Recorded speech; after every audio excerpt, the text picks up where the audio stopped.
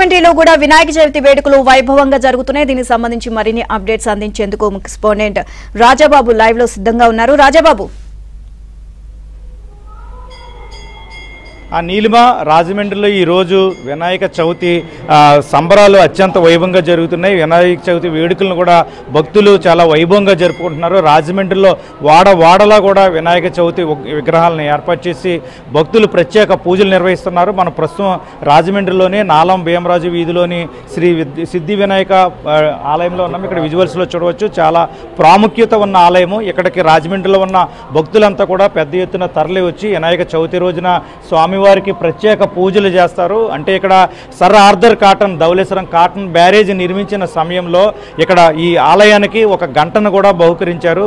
Barrage నిర్మాణం జరుగుతున్నప్పుడు ఎటువంటి ఆటంకాలు ఉండకుండా ఈ ఆలయానికి సర్ ఆర్థర్ కాటన్ స్వయంగా ఒక గంటను కూడా బహుకరించారు. అంతటి ప్రాముఖ్యత ఉన్న ఈ సిద్ధి వినాయక ఆలయంలో ప్రత్యేక పూజలు చేస్తారు భక్తులు. ఈరోజు వినాయక చవితి కావడంతో పెద్ద ఎత్తున భక్తులు ఇక్కడికి తరలి వచ్చి ప్రత్యేక పూజలు నిర్వహిస్తున్న దృశ్యాలను కూడా మనం విజువల్స్లో చూడవచ్చు. రాజమండ్రితో పాటు చుట్టుపక్కల ప్రాంతాల నుంచి కూడా పెద్ద ఎత్తున భక్తులు తరలి వస్తారు. అంతటి ప్రాముఖ్యత ఉన్న ఈ ఆలయంలో ఈరోజు రాజమండ్రి సిటీ ఎమ్మెల్యే ఆదిరెడ్డి వాసు కూడా ప్రత్యేక పూజలు నిర్వహించారు. మనం ఆయనతో కూడా మాట్లాడదాం. సార్, చెప్పండి, ఎలా జరుపుకుంటున్నారు మీరు వినాయక చవితి? ముందుగా ఏబిఎన్ శ్రోతలందరికీ కూడా వినాయక చవితి శుభాకాంక్షలు. పూజని చాలా భక్తి శ్రద్ధలతోటి చేసుకొని ప్రజల దగ్గరికి రావడం జరిగింది. ముందుగా ఏదైతే మాకు బాగా సెంటిమెంట్ అయిన వినాయకుడి యొక్క దేవాలయంకి రావడం జరిగింది. ఇది చాలా ప్రాముఖ్యత కలిగిన దేవాలయం. గతంలో కూడా సర్ ఆర్థర్ కాటన్ గారు ఈ యొక్క ఇరిగేషన్ ప్రాజెక్ట్స్ చేస్తున్నప్పుడు ఆయనకి కలుగుతున్న విఘ్నాలు తొలగించుకోవడానికి ఇక్కడికి వచ్చి దేవుణ్ణి కొలవడం, ఆయన యొక్క అనుగ్రహంతో ఆ విఘ్నాలన్నింటినీ కూడా అధిగమించడం జరిగింది. ఆయన పేరు మీద ఇప్పటికీ కూడా అక్కడ కనబడుతుంది గంట. అలాగే గతంలోనే అన్యాయంగా గత ప్రభుత్వంలోనే ఇప్పుడున్న ప్రస్తుత ముఖ్యమంత్రి చంద్రబాబు నాయుడు గారిని కూడా అన్యాయంగా అరెస్ట్ చేసినప్పుడు కూడా వారి యొక్క సతీమణి గారు నారా భువనేశ్వరి గారు తెలుసుకొని ఈ గుడి యొక్క విశిష్టతని ఆవిడ కూడా ఇక్కడికి వచ్చి దేవుని ప్రార్థించడం, ఊరట కలగడం కూడా జరిగింది. అంత గొప్ప చరిత్ర కలిగిన ఈ దేవస్థానానికి కూటమి అధికారంలో వచ్చిన తర్వాత కమిటీ వేయడం జరిగింది. ఆ కమిటీ చేసిన కార్యక్రమం చాలా ఆనందంగా ఉంది చూడడానికి.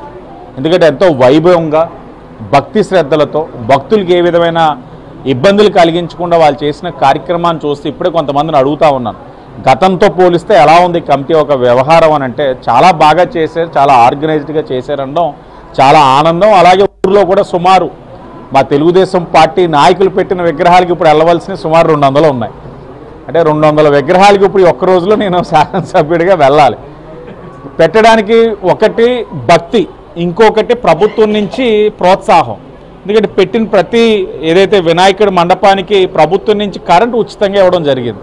నిన్ననే గౌరవ ఐటీ మరియు విద్యాశాఖ మంత్రి లోకేష్ గారు ఏదైతే రాష్ట్రంలో పెడుతున్న మండపాలు, ఇది వినాయక చవితి మొదలుకొని శివరాత్రి వరకు కూడా అన్ని మండపాలకి కూడా ఉచితంగా విద్యుత్ ప్రభుత్వం ఇవ్వడానికి నిర్ణయం తీసుకుందన్న ఒక నిర్ణయంతో ఇంకొంతమంది చాలా ఆనందంగా, అంటే దేవాలయాలకి ఈ ప్రభుత్వానికి ఉన్న గౌరవాన్ని తెలియచేసే విధంగా తీసుకున్న నిర్ణయానికి భక్తులందరూ చాలా ఆనందంగా, గతం ఎప్పుడు కూడా నిర్ణయాలు లేవు, ఆనందంగా ఉన్నారు. తప్పకుండా ఆ గణనాథుడి యొక్క ఆశీస్సులు ఈ రాష్ట్రం పైన ప్రజల పైన ఉండాలని, ఈ ప్రభుత్వం పైన మరి ముఖ్యంగా ఉండాలి. ఎందుకంటే ప్రభుత్వం చేస్తున్న కార్యక్రమాలకి ఏ విధమైన విఘ్నాలు ఉండాలి. ప్రతిరోజు కూడా ఏదో ఒక విఘ్నాలు కలిగిస్తూ ఉంది ప్రతిపక్షం. రాజకీయం కాదు కానీ ఈ దేవాలయంలో మాట్లాడకూడదు. కానీ నేను కోరుకునేది ఏంటంటే నా రాష్ట్రం బాగుండాలి, తెలుగు జాతి బాగుండాలంటే ప్రభుత్వ నిర్ణయాలు అమలు కావాలి, ఏ విధమైన విఘ్నాలు ఉండకూడదు. ఆ గణనాథుడు ఆ విఘ్నాలు తొలగించే కార్యక్రమం చేయాలని మరి ముఖ్యంగా శాసనసభ్యుడిగా ఈరోజు నేను మాట్లాడడానికి అవకాశం ఇచ్చిన నా రాజమండ్రి ప్రజలు కూడా సుఖ సంతోషాలతో ఉండాలని మనస్ఫూర్తిగా కోరుకుంటా ఉన్నాను. అంటే మీరు చెప్పండి, ఈ వినాయక చవితి రోజున ఈ ఆలయంలో ఏ కార్యక్రమాలు, ఏ పూజ కార్యక్రమాలు? మొదటి రోజు వినాయక చవితి ప్రారంభమవుతుందమ్మా. రెండో రోజు గరిక పూజ, గణపతి హోమం జరుగుతుందండి. మూడో రోజు విశిష్ట కుంకుమ పూజలు జరుగుతాయండి. ఇంచుమించు 1500 మంది లేడీస్ వచ్చి కుంకుమ పూజలు చేసుకుంటారు. అలాగే తర్వాత రోజు వెంకటేశ్వర కళ్యాణం జరుగుతుందండి. అలాగే సత్యనారాయణమూర్తి వ్రతాలు కూడా జరుగుతాయండి. సోమవారం సాయంత్రం సహస్ర దీపాలంకరణ జరుగుతుందండి. మంగళవారం నాడు నగర సేవ, పల్లకి సేవ జరుగుతుందండి. అదే బుధవారం నాడు మళ్ళీ గణపతి హోమం, గణపతి కళ్యాణం జరుగుతుందండి. అలాగే బుధవారం సాయంత్రం ఊంజల సేవతో ఈ నవరాత్రులు ముగుస్తాయండి. ఇది చాలా చాలా ఘనంగా చాలా బాగా జరుగుతాయి. ఈ విఘ్నేశ్వరుడు మాతో ఇలా చేయించుకోవడం చాలా చాలా ఆనందకరంగా ఉంది. అందరూ బాగుండాలి. గం గణపతియే నమః. గం గణపతియే నమః.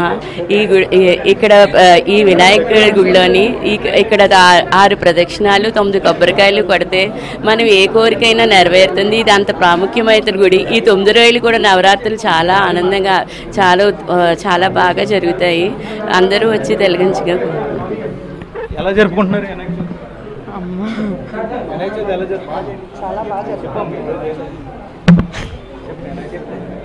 అమ్మా ప్లీజ్ అమ్మా మీరు చెప్పండి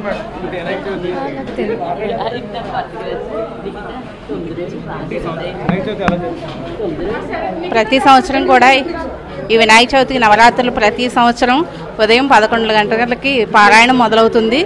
సాయంత్రం కూడా అలాగే పారాయణం జరుగుతుంది. 200 మంది ఆడవాళ్ళు వచ్చి పారాయణం చేసుకుని వెళ్తారు. చాలా బాగా జరుగుతుంది.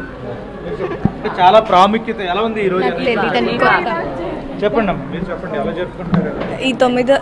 ఈ 9 రోజులు చాలా బాగా జరుగుతుందండి.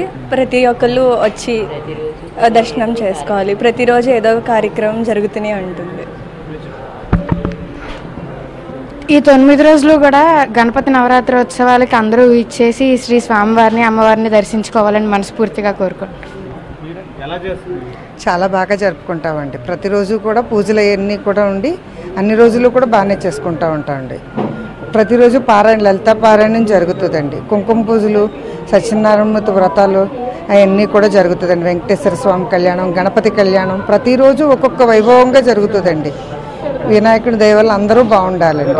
చాలా ప్రాముఖ్యత ఉన్న ఆలయం ఇది. అవునండి, చాలా బాగా జరుపుకుంటుంది అనిపిస్తుందండి మాకు కూడా. ఎందుకంటే భగవంతుని స్వామివారిని నమ్మినందుకు ఆ కోరిక నెరవేరుతుంది కదండి. అందు గురించి ఇంకా బాగా ఇదిగా జరుపుకుంటామండి. నీలిమ ఇప్పటి వరకు కూడా మనం భక్తులతో కూడా మాట్లాడడం జరిగింది. ప్రస్తుతం అయితే కనుక ఇక్కడ అత్యంత ప్రాముఖ్యత ఉన్న ఈ ఆలయంలో ఇక్కడ వినాయక చవితి ఉత్సవాలను జరుపుకోవడం చాలా ఆనందంగా భావిస్తున్నట్టు భక్తులు కూడా చెప్తున్నారు. ఈ స్వయంగా ఇక్కడ సర్ ఆర్థర్ కాటన్ కూడా ఇక్కడ గంటను బహుకరించారు ఈ ఆలయానికి. ప్రస్తుతం అయితే కనుక అంత ప్రాముఖ్యత ఉన్న ఆలయానికి పెద్ద ఎత్తున భక్తులు తరలి వచ్చి ప్రత్యేక పూజలు నిర్వహిస్తున్నారు. మనం విజువల్స్లో చూడొచ్చు. చాలా ప్రాముఖ్యత ఉన్న ఆలయము.